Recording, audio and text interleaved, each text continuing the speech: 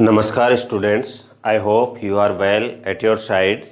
Today we will continue our chapter number 4, distribution of continents and oceans. In this chapter we discussed about the theory of continental drift theory. It is the related to the distribution of continents and oceans.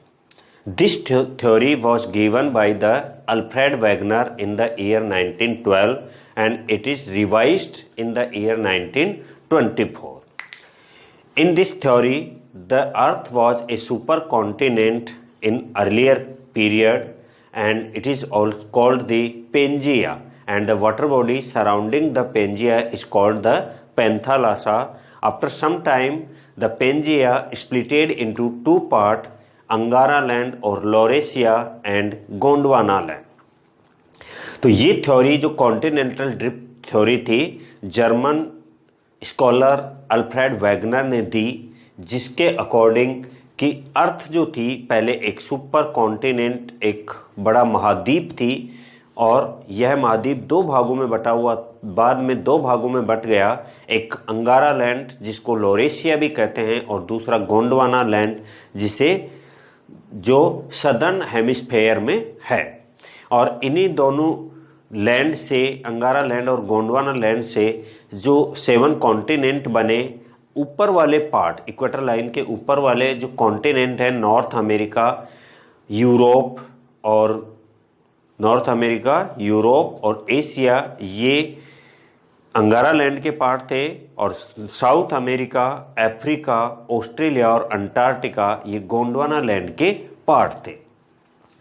बाद में एक theory और आई जो Harris hash ने दी, सी floor spreading theory, और इनके according कि सी के अंडर में जो अंडरग्राउंड है वहाँ पर सी फ्लोर स्प्रेडिंग, वहाँ पर भी डिफरेंट टाइप की जो प्लेट्स हैं, उन प्लेट्स की वजह से ओशियंस और कॉन्टिनेंट्स बने हैं और वो मूव करते रहते हैं। इसी थ्योरी ने, सी फ्लोर स्प्रेडिंग थ्योरी ने ही एक ट्विस्ट ला दिया इस कॉन्टिनेंटल एंड ओशियंस के डिस्ट्रीब्यूशन की थ्योरी में, और एक नई theory I, plate tectonic theory. Plate tectonic theory was given by the Mackenzie, Parker and W.J. Morgan in the year 1967. ये थ्योरी 1967 में आई। और in this theory there are 3 types of boundaries, divergent, convergent and transform boundaries. तो plate tectonic theory, the development of concept of sea floor spreading gave a new twist to the distribution of continents and oceans in form of plate tectonics. It was developed by Mackenzie, Parker and W.J. Morgan in the year 1967. The rigid lithospheric slabs or rigid and solid crystal layers are known as plates. The rigid lithospheric slabs or rigid and solid crystal layer, rigid, hard, कठोर, solid जो क्राइस्टल layers हैं उन्हें ही plates कहा गया। The lithosphere is broken into several plates, some minor plates or some major plates. It includes the crust and the top mantle with its thickness ranging between 5 to 100 kilometer under the ocean and up to 200 kilometer under the continental area. Means ये जो plates थी ये oceans के नीचे तो 0 to 5 kilometre मोटी थी और कॉन्टिनेंट्स के नीचे ये लगभग 200 किलोमीटर तक नीचे है, थिकनेस है। Sorry. Individual plates may have continental crust, oceanic crust, or both. All the plates move independently in different directions over the asthenosphere. Asthenosphere means है weak zone of the lithosphere. तो वहाँ पर ये independently move करती रहती हैं। Plate boundaries. Plate boundaries, three types of movements of lithospheric plates have been noticed, as a result of which plates are said to have three types of boundaries. जो movement होता है three types का, उन्हीं से जो result स्वरूप जो boundaries बनती हैं, they are three types of boundaries. First, divergent boundaries. There are some other plates which are moving away from each other like this. Moving away from each other, दो plate एक दूसरे से different side में move कर रही हो. These plates are called diverging plates and gives rise to diverging boundaries. The sides where the plate move away from each other are called spreading sides.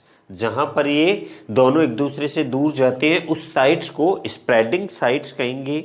Most of the diverging boundaries are along the mid oceanic ranges.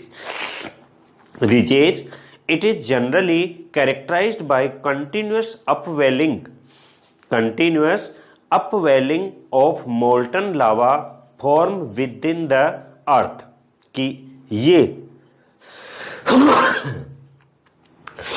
जो लावा molten लावा जो है, पिघला हुआ लावा है, उसकी वजह से भी ये प्लेट्स जो है वो मूव करती हैं. The best known example of the diverging plates are diverging boundary is the mid-Atlantic ridges where American plates are separated from the European and African plates.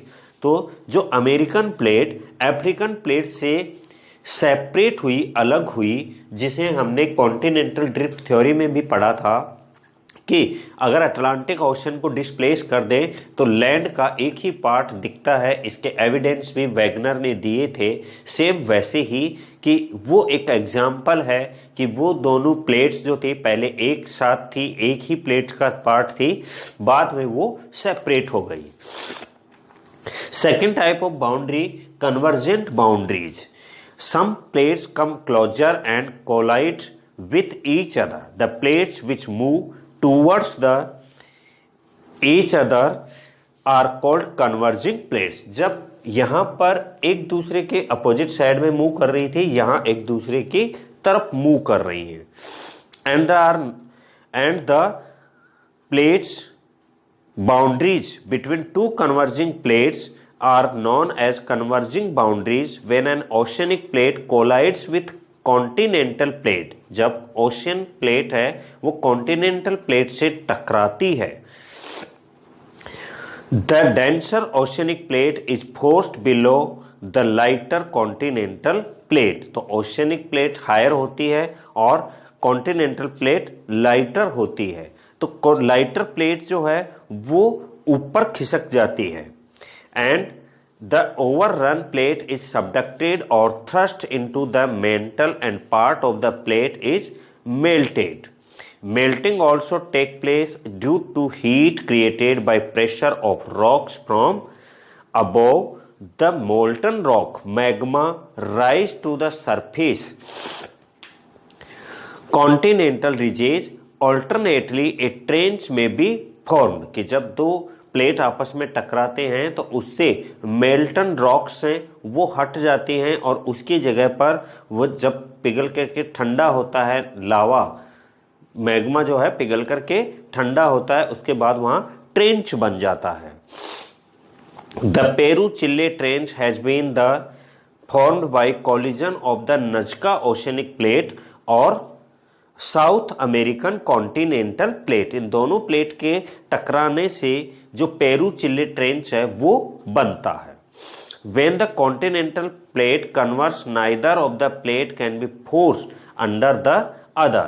In such a situation, the sediments are folded and fold mountains are formed. कि जब दो plate continental plate हैं वो आपस में टकराते हैं और एक दूसरे के नीचे अगर नहीं जा रही तो वो सेडिमेंट्स की वजह से वहां पर फोल्ड माउंटेन का निर्माण करती हैं. The Himalayas and the Alps have been formed in this way. जो आल्प्स रेंज है और हिमालय रेंज है वो इसी का एग्जाम्पल है.